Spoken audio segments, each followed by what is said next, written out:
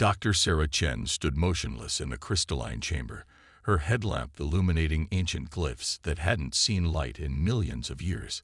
The excavation site on Kepler 186 had already yielded unprecedented discoveries. But this was different. The air hummed with a subtle vibration that made her skin prickle. Dr. Chen, her assistant Marcus called from the adjacent chamber.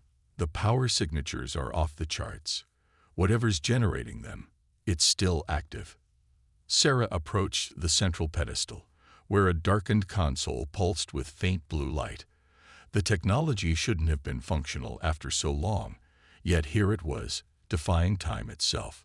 Her team had discovered dozens of alien ruins across the galaxy, but none had retained power like this.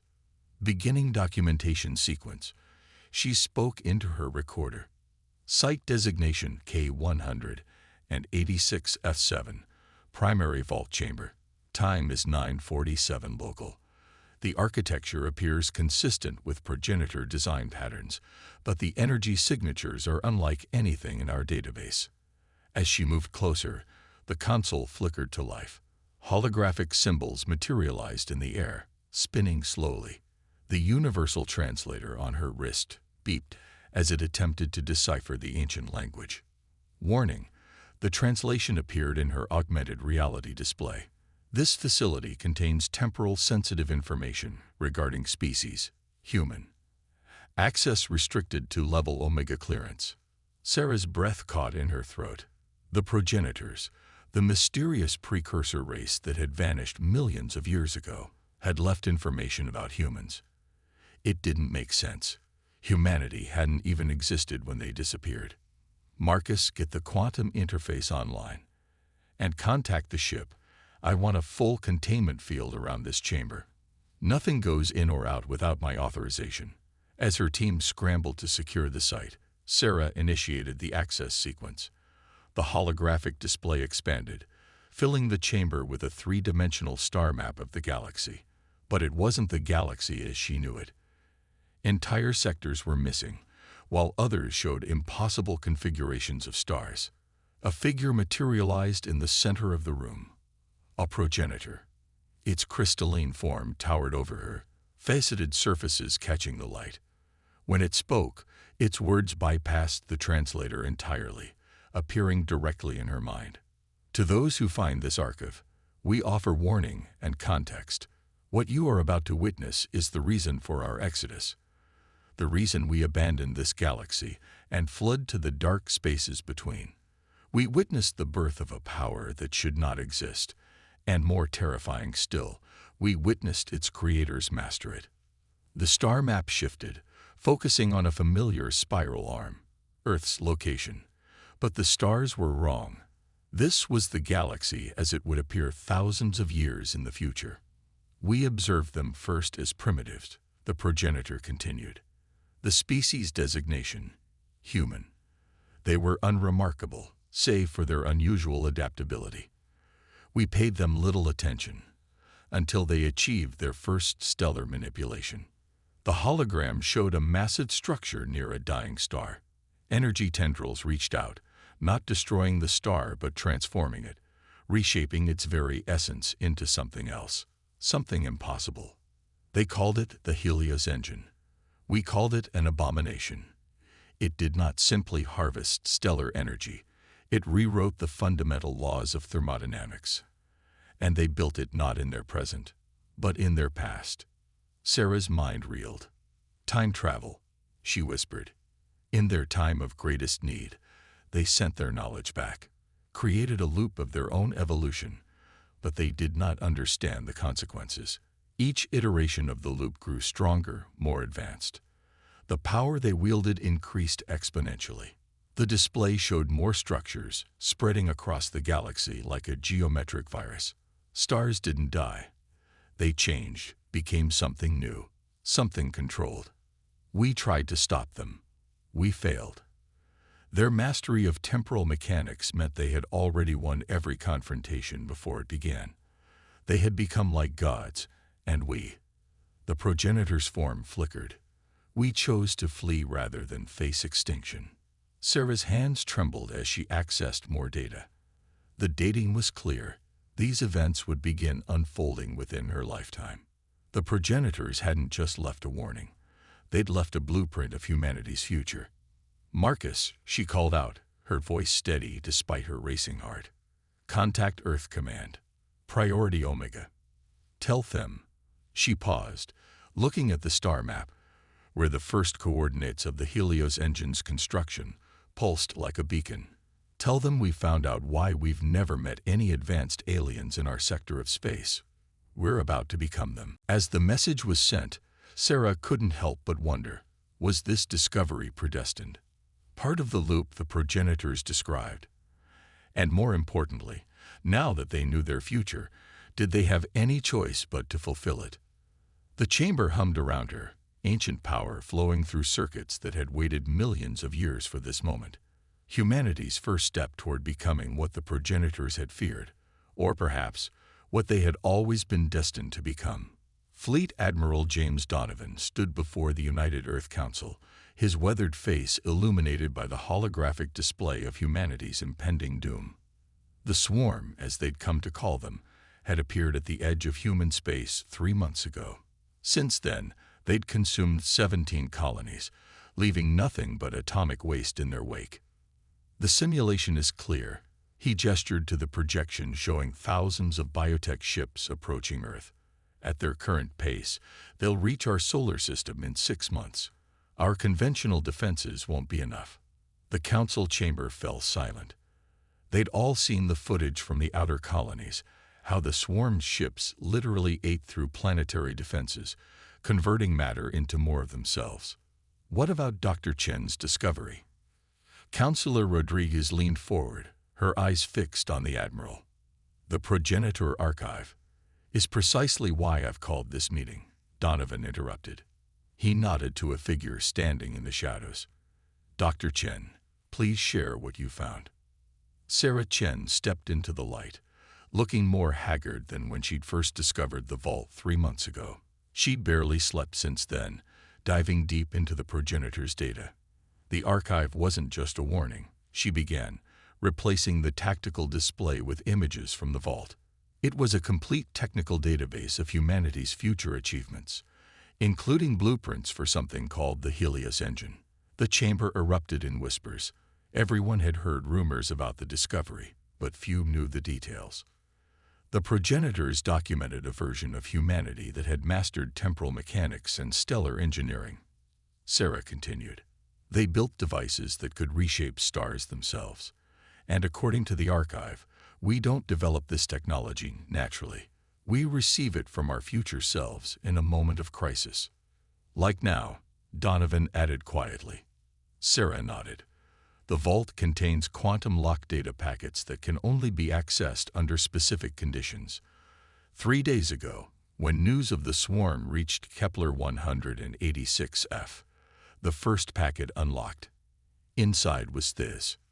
She projected a new image. Detailed schematics for a device that defied conventional physics. Equations scrolled past, describing processes that made the most advanced scientists in the room pale. "This is impossible," Counselor Zhang protested. "Even if we had these plans, we don't have the technology to build something like this. The energy requirements alone. We don't need to build the final version." Sarah cut in. The data packet included simplified schematics, a prototype that we can construct with current technology. It won't be as powerful as what the progenitors witnessed, but it might be enough to stop the swarm. Admiral Donovan stepped forward. "I've already ordered the conversion of the Jupiter shipyards.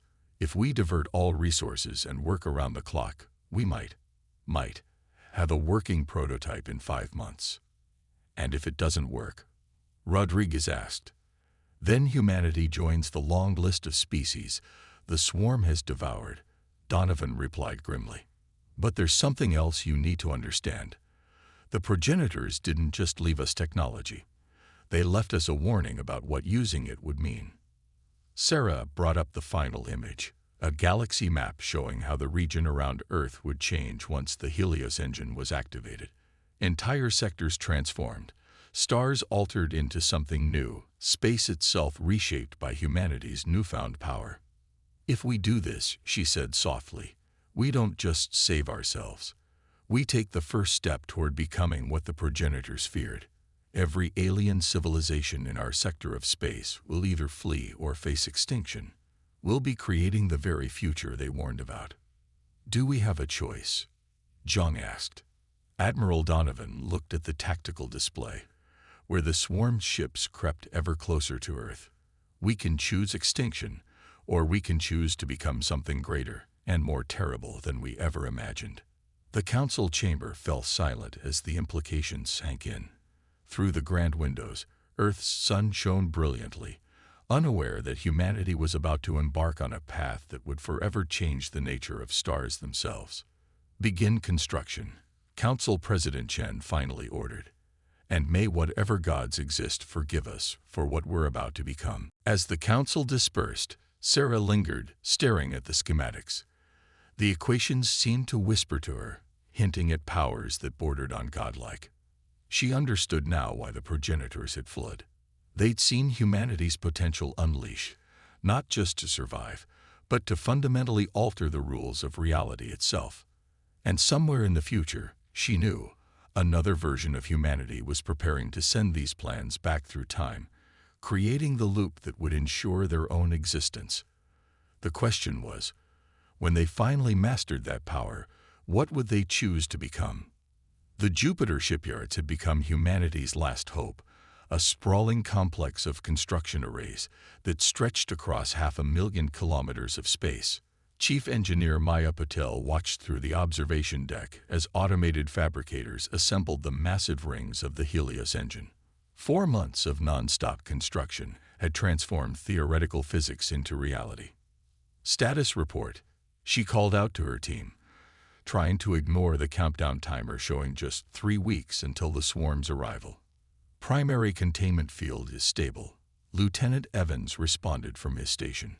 "Quantum matrix alignment at 97%. We're ahead of schedule on the outer shell, but the core..." He hesitated. Maya understood his concern. The core of the Helios engine was unlike anything humanity had ever built. It didn't just harness stellar energy. It reached into the fundamental fabric of space-time and rewrote the rules. "Dr. Chen's latest data packet unlocked this morning," Maya announced, bringing up the new schematics. "The progenitors left us more detailed instructions about the core calibration." The engineering team gathered around the holographic display. The mathematics were beyond complex. They were revolutionary. Each equation seemed to peel back another layer of reality's limitations. "This isn't just a weapon," Dr. Rodriguez, their lead physicist, whispered. It's an evolution accelerator. When we activate this, we're not just fighting the swarm. We're forcing humanity to advance thousands of years in a single moment." Maya nodded grimly. The Helios engine would save them, but at a cost. The power it unleashed would change humanity forever. Already, the prototype's quantum field was affecting nearby space in ways their instruments could barely measure. "New contact." The alert blared through the station. Multiple ships emerging from FTL at the edge of the system. Maya's heart raced as she pulled up the tactical display. But these weren't swarm vessels. The ships were elegant, crystalline structures that seemed to flow through space itself. "We're receiving a transmission," communications reported. It's from the Astrani Collective." The Astrani, one of the most advanced civilizations known to humanity. They'd maintained strict neutrality since first contact, refusing to help against the swarm. Until now, a holographic figure materialized in the center of the command deck. Ambassador Ixel, their crystalline form shimmering with internal light. "We have detected your construction project." The ambassador's thoughts resonated directly in their minds. "You cannot comprehend the forces you are about to unleash." "We understand exactly what we're building," Maya replied firmly. "The progenitors left us very detailed warnings." The progenitors. Ixel's form flickered with what might have been fear. "So it begins again. We had hoped this loop might be broken." You knew. Maya stepped forward. You knew about the engine. We knew of prophecies. Calculations showing that this sector of space would be transformed by beings who could reshape stars. We didn't know it would be you. Not until now. The ambassador's form shifted. We have come to offer you a choice. Maya felt the weight of history pressing down on her. What choice? Abandon this path. Let us evacuate your people. There are other galaxies, other places where. The swarm would follow us. Maya interrupted. You know they would. They won't stop until they've consumed every living thing in the universe. Then you will become what the progenitors feared, Ixal warned. A force that transforms reality itself. Other species will flee before you, just as we must now flee. The ambassador's image gestured, and the tactical display showed the Astrani fleet already beginning to withdraw. We cannot stay to witness what you will become. The calculations are clear. Your transformation will reshape this entire sector of space. Those who remain, the crystalline beings seemed to shudder. Ambassador, Maya called out as the hologram began to fade. In the future you've seen, do we succeed? Do we stop the swarm? Ixal's final words echoed in their minds. You do more than stop them. You remake the very stars in your image, and that is what terrifies us most. As the Astrani ships disappeared into FTL, Maya turned back to the Helios engine. Its rings now pulsed with internal light, the quantum matrix approaching full alignment. In 3 weeks, they would either perish under the swarm's onslaught or take their first step toward becoming something beyond human. Resume core calibration, she ordered, her voice steady. We're not just building this to survive. We're building it because it's who we were always meant to become. The engine's rings spun faster, its power growing.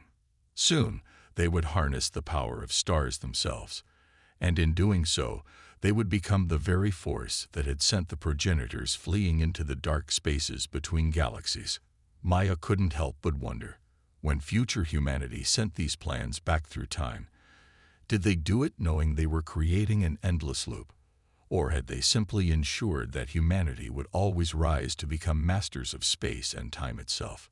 The engine pulsed again, stronger now, as if eager to help them discover the answer. The swarm arrived 3 days early.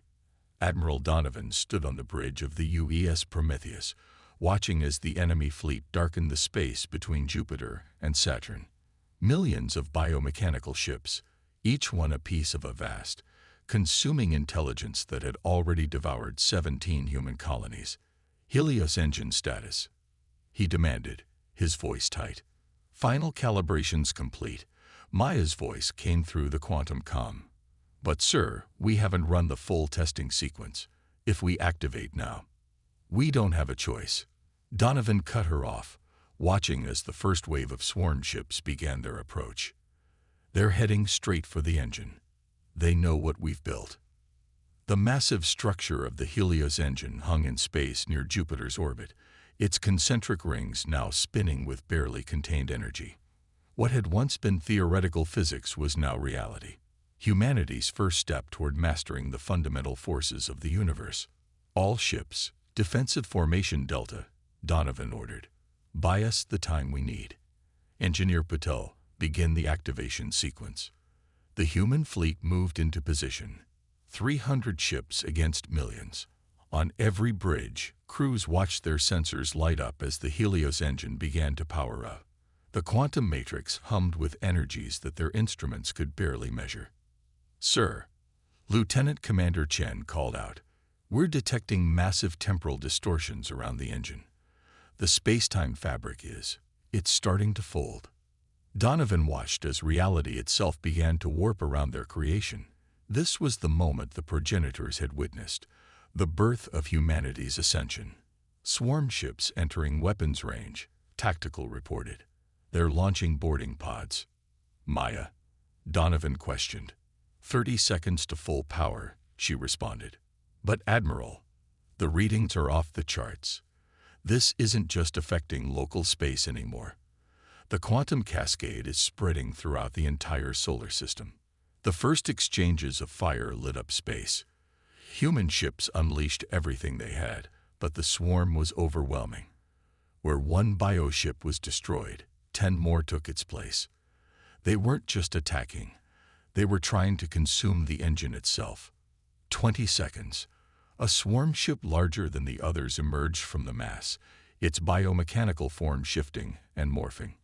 When it spoke, the message came through all frequencies, transmitted directly into their minds. We have consumed 1,000 civilizations. Your TCA technology will be added to our evolution. 10 seconds. Like hell it will, Donovan growled. Maya, do it now. The Helios engine erupted with impossible light. The quantum matrix reached full alignment, and suddenly space itself seemed to hold its breath. In that moment, Donovan understood what the progenitors had truly feared. This wasn't just a weapon. It was an act of universal transformation. Reality rippled outward from the engine in waves of pure energy. Where they touched the swarm ships, the biomechanical vessels didn't just die. They were fundamentally transformed.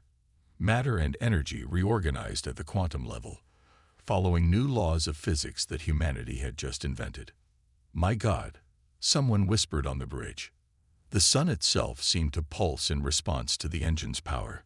The wave of transformation reached Jupiter, and the giant planet's storms began to swirl in impossible new patterns. Everything the energy touched became something more, something that operated under humanity's new rules. Admiral, Maya's voice was filled with awe. The engine. It's not just affecting our solar system. The quantum cascade is propagating through subspace. It's reaching other stars. The swarm tried to retreat, but it was too late. Their vast fleet, their consuming intelligence, all of it was caught in humanity's transformation. In moments, millions of ships became something else, something that even their sensors couldn't properly describe. Your evolution surpasses ours, the swarm's final message echoed. We so juji to be. Then they were gone, not destroyed but changed into something that would take scientists generations to understand. Status report, Donovan ordered, his voice barely steady. The swarm fleet is gone, Tactical reported. But sir, the engine's effects are still spreading. We're detecting quantum changes in every star within 50 light years. The transformation, it's accelerating. Donovan looked out at their changed solar system.